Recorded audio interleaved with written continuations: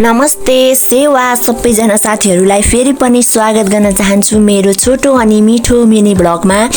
अनि अस्तिको दिन चाहिँ मेरो बहिनीकोतिर पाहुना खान गएको थियौँ म र मेरो बुहारी। अनि त्यति बेला चाहिँ मैले भिडियो गरेको थिएँ बाइकमा जाँदाखेरि चाहिँ त्यो स्टार्टिङ भोइस नै राम्रो सुनिएको थिएन रहेछ। अनि मैले चाहिँ अहिले भोइस कभर गरेर हाल्दैछु। आशा छ तपाईहरुले भिडियो हेरेर साथ दिनुहुन्छ भन्ने। अनि त्यति बेला चाहिँ भाइले हामीलाई चाहिँ बस स्ट्यान्डसम्म पुर्याउन गएको थियो। अनि हाम्रो झापा र इलामको बीचको जंगलको बाटो गएको है सरर गइयो। साथीहरु हामी चाहिँ अब चोकमा आइपुग्न आँटेको छौं। बर्ने चोकमा आइपुग्न आँटेको छौं। अनि अब 10-15 मिनेट लाग्छ होला त्यहाँ पुग्नको लागि। अहिले चाहिँ हामी यहाँ पिच रोड भेटाइसकेको छौं। अब चाहिँ सरर जान्छौं के डिस्टर्ब नभइकन। एकदम रमाइलो यहाँ चाहिँ बाख्राकोटालाई पनि जाने बेला भइसकेछ। हाम्रोतिर त भर्खर खाना खाने टाइम हुँदैछ। यहाँ चाहिँ म अनि बुहारी अनि भाइ जाँदैछौँ बहिनीको घर जाँदै गरेको। आज हामी चाहिँ पाहुना खानको लागि फिकल इलामको चिसो हावा खानको लागि जाँदैछौँ। भाइले चाहिँ हामीलाई बरसम्म त्यो पुऱ्याइदिन्छ अनि चाहिँ फर्किन्छ। हामी चाहिँ गाडीमा जान्छौँ। कस्तो राम्रो वेदर देखिरहेछ।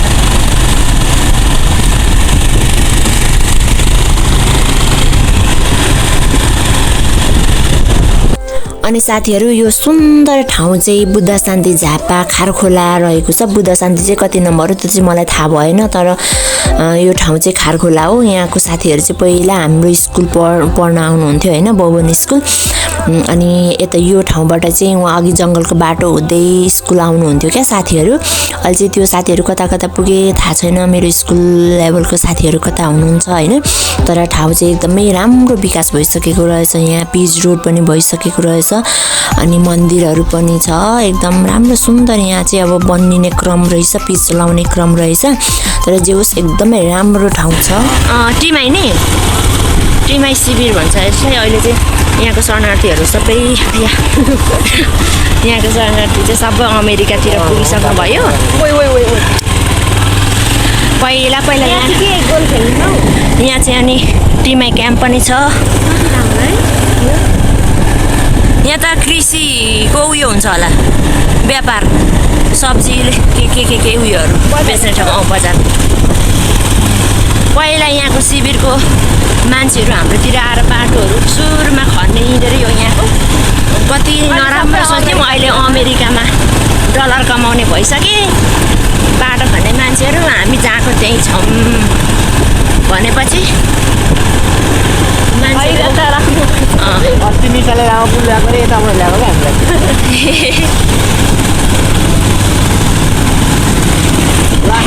फर्किँदाखेरि आएको बाटो भन्छ कसले निजाले माथि पुगेर फर्केर चाहिँ यताबाट गएको अरे नि त।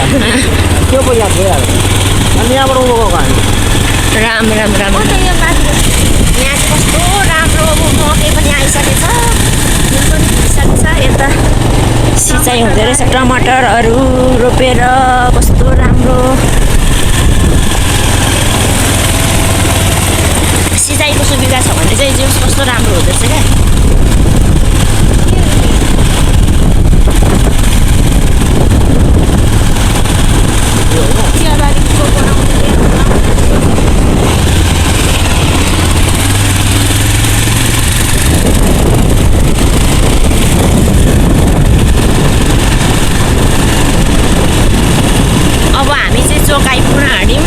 गाडी चढ्ने ठाउँ आउन आँट्यौँ।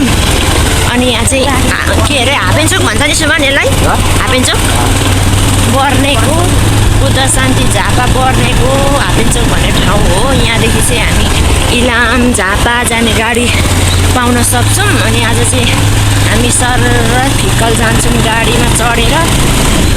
अनि कतिजना त यहाँ हापेन्चोकको यो रातो फुल सिरिज त्यो भन्ने ठाउँमा पनि कतिजना आउँछन्, त्यो भाइरल फुल भएको ठाउँमा। अनि यहाँदेखि अलिक तल जानुपर्छ। जस राम्रो छ यहाँको पनि ठाउँहरू। चिया बगान तर मुन्ना बोलाउँदै रहेछ, देख्न सक्नुहुन्छ।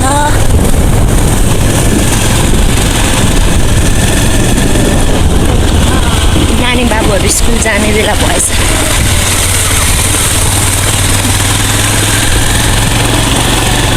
तर बिहान त सबै गाडी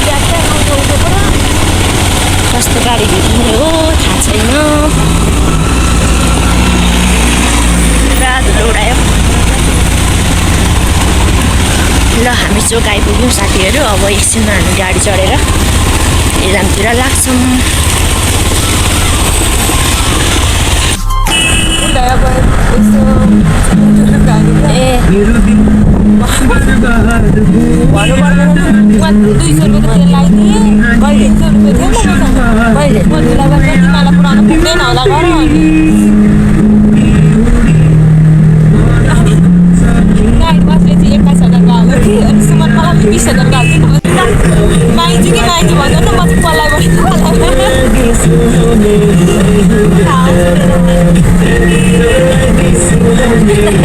माइजूलाई थाहा छ मलाई बोलाएको जिल्ला ट्राफिक अधिकारीहरू तिमीलाई बोलाइरहेको छ मलाई चाहिँ भन्दै भन्नुहुन्छ यादै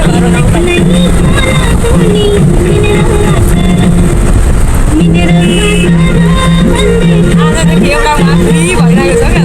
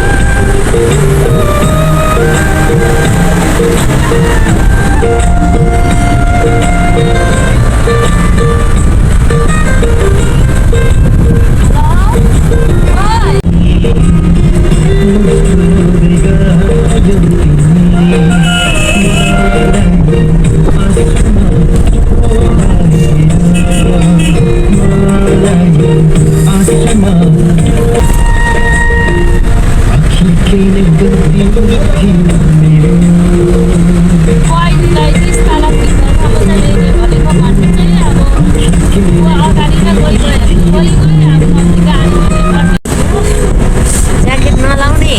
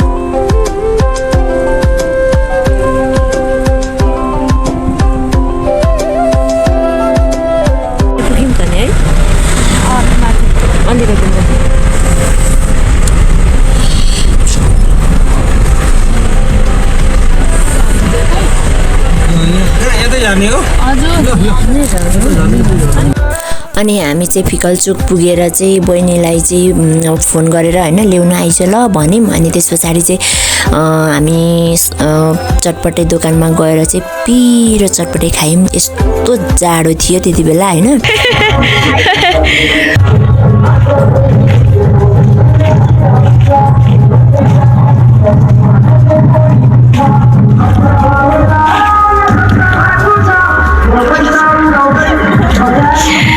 आशिका तामाङ जस्तो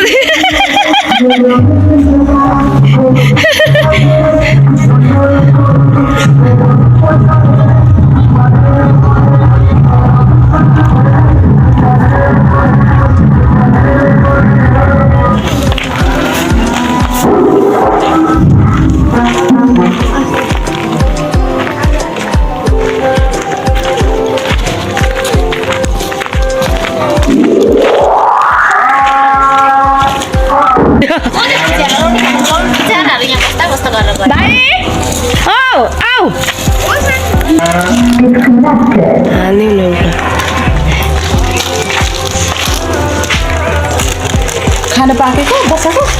अनि साथीहरू हाम्रोतिर चाहिँ एकदमै गर्मी चढिसकेको छ, तर हाम्रो बहिनीको गाउँतिर चाहिँ फिकलतिर चाहिँ यस्तो जाडो रहेछ। हामी आगो ताप्यौँ बेलुका अनि रमाइलो भयो। सबैजना सामसिक थियो घरमा चाहिँ होइन। अनि सबैजना आएर डान्स भएर एकदमै रमाइलो पनि भएको थियो।